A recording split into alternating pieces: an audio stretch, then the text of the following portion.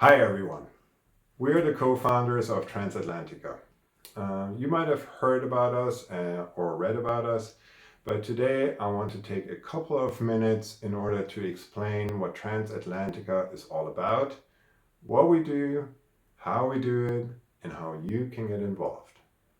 My name is Tim Lücke, I'm the CEO of Transatlantika, and this here is Sonja Niemeyer. I'm the photographer and the creative director of this company. So we have a bit of a division of labor here, right? I'm usually responsible for the blah, blah, blah, blah, blah. And Sonia is responsible for making everything look really pretty and providing the artistic content to make my blah, blah bearable, right?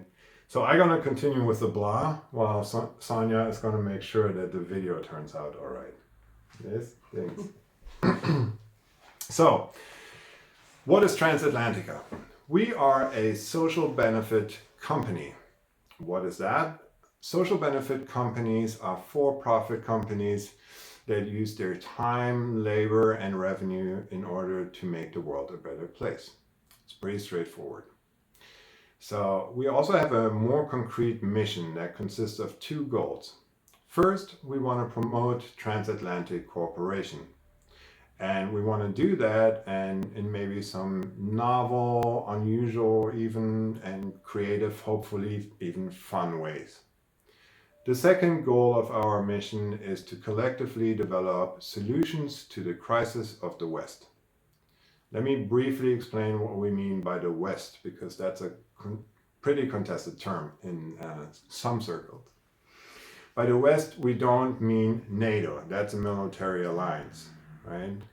We also don't talk about the West in terms of a geographically confined region or an ethnically homogeneous group of people. We understand the West to be a normative project that has developed over the last 2,000 years. It comprises values and principles such as human rights, democracy, freedom of expression, the rule of law, and social justice and equality. We believe that the West is in crisis. What do we mean by that? The crisis of the West basically is the discrepancy between its promise as a normative project and the reality as practiced by Western states, governments, and even in societies, right? The West is pretty unique in the sense that it actually has ways to self-correct, right? We have democracy, so we can elect new leaders. We have a system of law that guarantees freedom of expression, and that should enable us to sort of correct for and close the discrepancy, the rift between the promise and the reality of the West. The problem today, as we see it, is that these self-correcting mechanisms are no longer operating as well, right? And that's where Transatlantika comes in. So let me talk in this context then about what we do more concretely, right? So first of all, we want to stimulate, organize, and engage in critical debates about the problems of our days, right? That includes topics from economic inequality over, let's say, the war right now in Ukraine, all the way to philosophical debates between, let's say, modernism and postmodernism, right? So that's one issue. We also, and in that sense, we operate a bit as a think tank, right? We read a lot of books, we exchange ideas and opinions with other people, and we also provide advice and operate as a consultancy. Then third, we operate as an independent publishing house, right? We think it's important that ideas that you normally wouldn't get published in the mainstream media necessarily find a venue, right? And we want to be that venue. So we have published our own first book under the label of Transatlantika, and if you go to the website, you find more information about it. This is Why Trump, part one of our trilogy, The Crisis of the West. And again, you can go to transatlantika.com and purchase it there. So, what else do we do? We've organized workshops with students in cooperation with the German American Institute in Leipzig, because students are the next generation of leaders, right? So we think it's important that we invest in their education and as human beings and future citizens. We also organize a range of other events. We do presentations. I'm going on a book tour through the United States in April, May, and we organize a series of conferences for the year 2023-24 on the future of the West with 6 universities on both sides of the Atlantic. So we do a whole bunch of different projects. Oh, I forgot. Arts and culture, very important aspect of what we do and what actually makes us pretty unique amongst organizations promoting transatlantic cooperation. So one project that we are very excited about is the Sound of Transatlantika, which traces the sort of history of electronic music across the Atlantic and its origins, right? So we have a first phenomenal mix there by Colin Meyer, and we hope to do more work on that project soon. So, all right, how do we do all that, right? It's a ton of projects, it's a ton of events, it's a ton of work. We're very fortunate to have a very dedicated and capable team, and you can go to the website and check them out there.